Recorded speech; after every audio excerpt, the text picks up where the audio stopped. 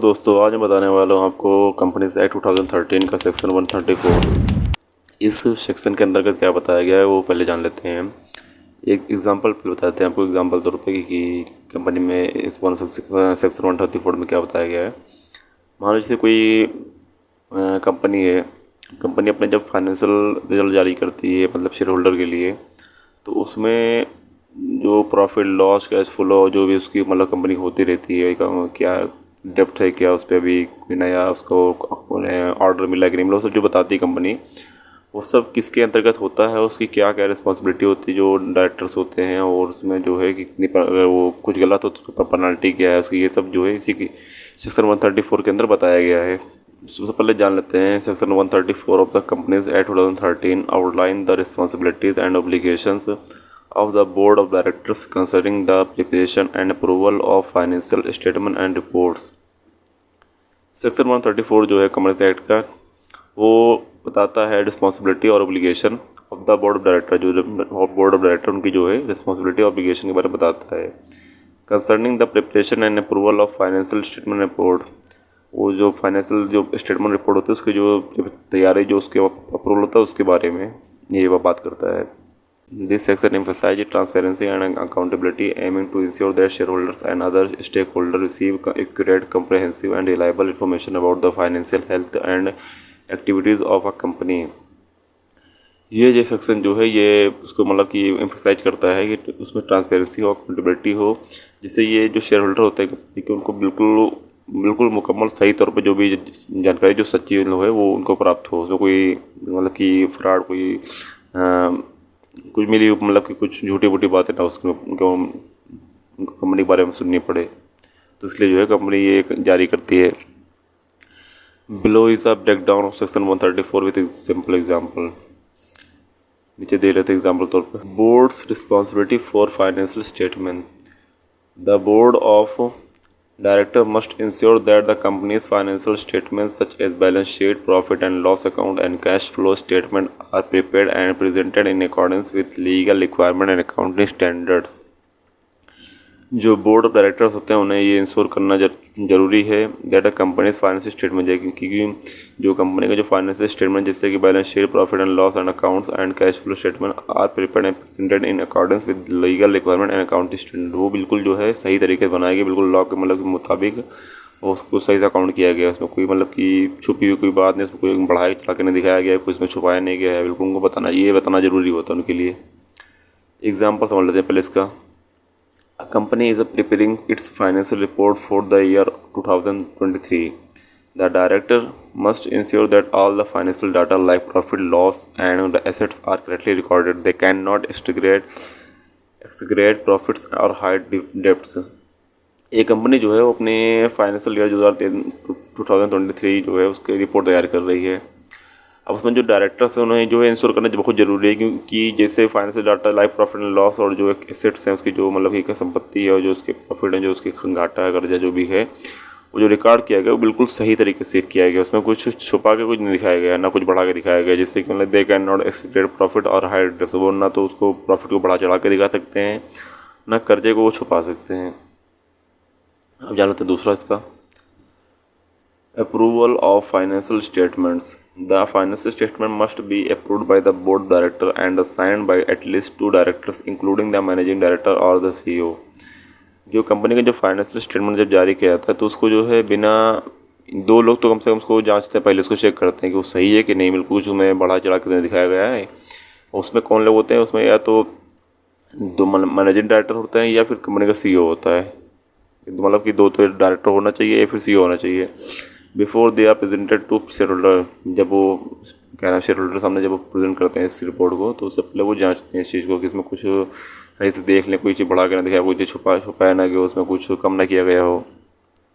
Example समझ लेते हैं इसका। If a company's financial report is completed it must be formally signed by key board members such as the CEO and other director before it can be shared with investor at the annual general meeting. Company की जब financial report complete हो जाती है तो उसे जो है जो साइन किया जाता है वो बोर्ड मेंबर द्वारा साइन किया जाता है, जैसे कि CEO हो गया या अनदर डायरेक्टर कोई हो गया कंपनी का उसके द्वारा। Before it can be shared जब शेयर करने से पहले उसको जो है इन्वेस्टर सामने द एनुअल जनरल मीटिंग में उसको जांचते हैं, पहले उसको जांच लेते हैं कि उसमें जो ये में जब मीटिंग होगी तो मतलब तो शेयर होल्डर के सामने जब प्रेजेंट करते हैं उसको रिपोर्ट को, तो उससे पहले वो जांच लेते हैं इस चीज़ को। अब तीसरा पॉइंट पे आते हैं, boards report. The board is also required to prepare a report known as the board report that provides detailed information about the company's financial performance, the state of affairs, any major development and change that occurred during the year. The board जो board होता है उसकी भी एक report होती है, वो अपनी एक रिपोर्ट तैयार करता है, ठीक है। उसके अंदर वो क्या बताता है, उसके अंदर बताता है फाइनेंशियल परफॉर्मेंस कंपनी ने कैसा परफॉर्म किया इस साल, और क्या क्या उसके स्टेट ऑफ अफेयर्स थे, एंड जो भी कुछ मेजर डेवलपमेंट कुछ हुआ है उसमें, कुछ नई चीज़ तब्दीली है, मतलब कि कुछ अच्छा काम किया, कुछ बड़ा मतलब उसने काम अचीव किया है तो वो भी दिखाता है इसमें। And change that acute during the year, जो कंपनी के अंदर कुछ चेंजिंग हुई वो भी बताता है इस रिपोर्ट के अंदर, ठीक है। एग्जाम्पल तो समझ लेते हैं इसको। If a company launched a new product और expanded into a new market, the board's report must highlight this information explaining how it impacted the company's finances. जैसे मान लो कोई कंपनी है, उसने कोई नया अपना कोई मतलब कि प्रोडक्ट लॉन्च कर दिया, ठीक है, कोई नया प्रोडक्ट लॉन्च कर दिया। अब वो जो है उसकी एक और प्रोडक्ट बन रहा है मतलब मार्केट में, अब उसका जो है कोई अपना बिजनेस बढ़ा दिया उसने, किसी और देश में भी अपना कोई ब्रांच खोल ली, ठीक है, तो उसको भी जो है इस रिपोर्ट के अंदर मतलब कि हाईलाइट किया जाता है इन्फॉर्मेशन को, जिससे कि जो बताना होता है कि इससे जो है कंपनी के ऊपर क्या इफेक्ट, उसके फाइनेंस पे क्या इफेक्ट पड़ेगा, उस मतलब कि कुछ प्रॉफिट होगा कि नहीं होगा, उसमें लॉस होने के क्या चांस है, सब बताना पड़ता है इसमें इस रिपोर्ट के अंदर। Mandatory disclosure in the board's report. The board's reports should include specific disclosures such as the company's financial performance, dividend recommended or declared, details of any change in the composition of the board of directors, risk management policies, compliance with applicable laws and corporate governance. जो boards जो mandatory disclosure है वो ये कुछ 5 दिए गए हैं, इसमें बता देते हैं आपको। कंपनीज फाइनेंशियल परफॉर्मेंस ये होना चाहिए रिपोर्ट के अंदर, ठीक है, एक तो द कंपनी फाइनेंशियल परफॉर्मेंस ये होना चाहिए। दूसरा क्या है, वो ये होना चाहिए कि डिविडेंड जो भी कोई कंपनी अगर देने वाली तो उसका डिविडेंड दिखाना चाहिए कि डिविडेंड देने वाली है या डिक्लेयर कर चुकी है। Details of any change in the composition of the board of director के कम्पोजिशन में कुछ चेंज हुए तो उसको दिखाना चाहिए इसमें। मैनेजमेंट पॉलिसीज़ क्या है कंपनी की वो बताना चाहिए इसमें। और compliance with applicable law and corporate governance, और एप्लीकेबल लॉ जो गवर्नमेंट कॉर्पोरेट गवर्नेंस है उसकी जो लॉ के मुताबिक काम कर रहा है कि नहीं ये भी दिखाना चाहिए। दिखाना सब जरूरी है, मतलब कंपलसरी है, सब चीज़ें मैंडेटरी है। एग्जाम्पल समझ लेते हैं पहले इसको। If a company faced significant financial risk due to the market change but manage those risk with certain strategies, the board's report must detail these risk and how they were mitigated. मान लो जैसे कोई market down होने वाली है, market में share market में कुछ मतलब बहुत गिरावट होने वाली है, कोई मंदी आने वाली है, तो उसके अंदर कंपनी का क्या रिस्क मैनेजमेंट होने वाला है और कंपनी कैसे मैनेज करेगी अपने रिस्क को, उसका प्रॉफिट हो मतलब कि कैसे हो पाएगा या फिर लॉस कैसे बच पाएगा, ये उसमें जो है दिखाना ज़रूरी होता है इसमें जो रिपोर्ट तैयार की जाती है शेयर होल्डर के लिए। अब 5 पॉइंट समझ लेते हैं आपको पहले कि directors responsibility statement. Section 134 subsection 5 specially mandate the board to include a directors responsibility statement which confirm that company act 2013 के सेक्शन 134 सबसेक्शन 5 जो है तब वो specially mandate the board to include a director responsibility, वो एक board की जो है वो इंक्लूड करे डायरेक्टर की रिस्पॉन्सिबिलिटी को, director responsibility statement which confirm that, जो कि कन्फर्म करता है the financial statement were prepared based on proper accounting records and comply with accounting standard.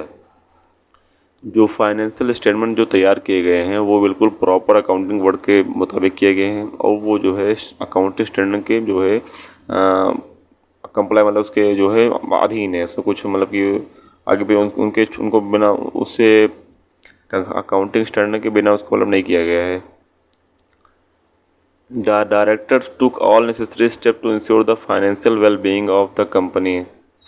Director होते हैं वो सारी जो ज़रूरी मतलब स्टेप होते हैं वो लेते हैं टू इंश्योर मतलब कि वो जांचने के लिए the financial well being of the company, मतलब कि जो कंपनी का फाइनेंशियल वेल है वो सही है कि नहीं, मतलब पूरा मुकम्मल well being of the company.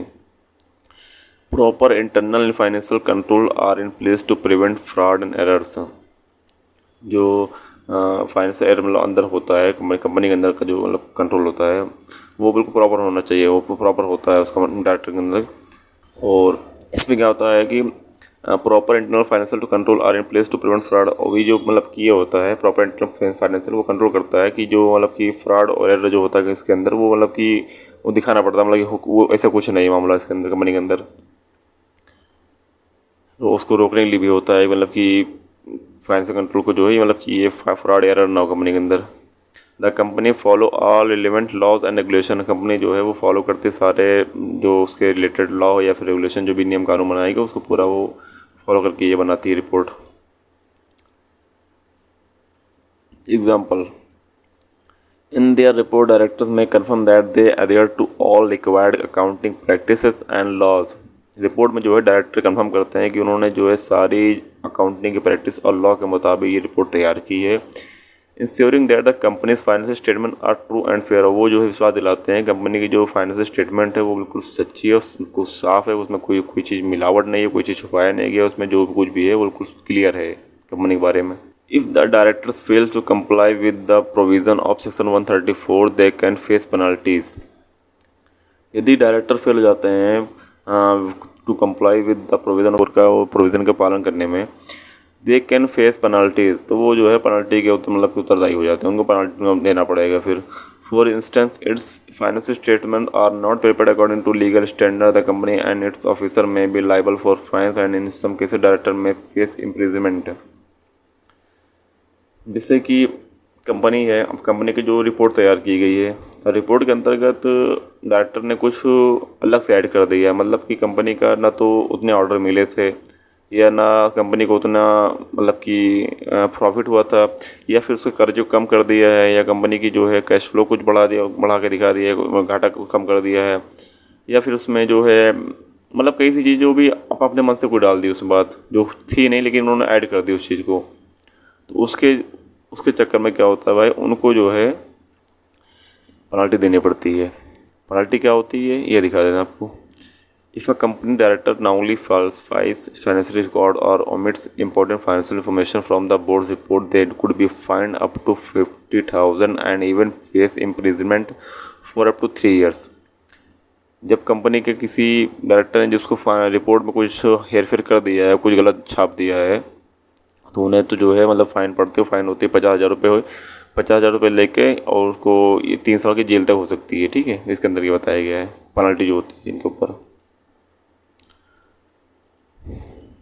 Conclusion देख लेते हैं सब पूरा एक बार में। Section 134 of the companies act 2013 ensured accountability and transparency in corporate financial reporting by imposing strict guidelines on the preparation, approval and disclosure of financial statement and related reports. The section protects the interest of shareholder and other stakeholders. For example, it ensures that the company cannot hide poor financial performance or engage in fraud without being penalized. Thus, it fosters trust and integrity in corporate governance. Section 134 जो है companies act 2013 का ensure करता है accountability and transparency, मतलब कि accountability सही से हुई है, उसकी ट्रांसपेरेंसी मतलब कि पारदर्शिता उसमें है कॉर्पोरेट फाइनेंशियल रिपोर्टिंग में। By imposing strict guidelines on the preparation, एक स्ट्रिंग गाइडलाइन इम्पोज करने के बाद उस पर लागू करने के बाद प्रिपरेशन के ऊपर, approval and disclosure of financial statement are and related report to the section protect the interest of share holder and other stake holder. जो मतलब कि सेक्शन है वो प्रोटेक्ट करता है मतलब कि इंटरेस्ट को शेयर होल्डर के और स्टेक होल्डर के। जो ये तब कंपनी के डिस्क्लोजर फाइनेंशियल स्टेटमेंट को मतलब कि वो जब सही से पारदर्शिता से वो जांच परख के उसको सही से उनको रिपोर्ट तैयार करने के बाद जो है उनको कंपनी के शेयर होल्डर पैसा लगा उसमें, तो कोई बात छुपाई नहीं जाती उनसे। For example, it ensure that a company can not hide for financial performance. Example तो मतलब जैसे कि कोई है एक कंपनी है वो जो है मतलब कि वो कंपनी जो है कि अपने किसी भी फाइनल परफॉर्मेंस में कोई पुअर कोई उसका हुआ है, कोई घाटा वाटा हुआ है तो वो छुपा नहीं सकती उसमें।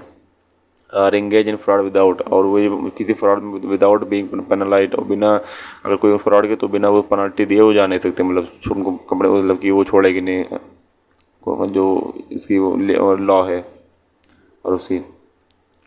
Thus it foster trust and integrity in corporate governance, और ये जो है मतलब कि ट्रस्ट और इंटीग्रिटी को ये मतलब बढ़ावा देता है इसके अंदर इस तरह मतलब होता है जैसे जो सेक्शन 134 है ये इसका मतलब कि कंपनी के जो शेयर होल्डर उनके जो बीच में जो कंपनी बीच में मामला होता है इसमें जो ये थोड़ा ट्रस्ट और इंटीग्रिटी प्रोवाइड करता है। तो आज के लिए इतना ही भाई, और मिलते हैं अगले वीडियो में इंशाल्लाह। तब तक के लिए चैनल को लाइक मतलब सब्सक्राइब कर दें, और वीडियो को लाइक कर दें, शेयर कर दें और कमेंट करें, और जो भी कुछ सवाल आप पूछ सकते हैं इसमें चैनल को सब्सक्राइब कर दें और दूसरों तक भी इस वीडियो को शेयर करें। मिलते हैं अगले वीडियो में इंशाल्लाह। अल्लाह हाफिज़।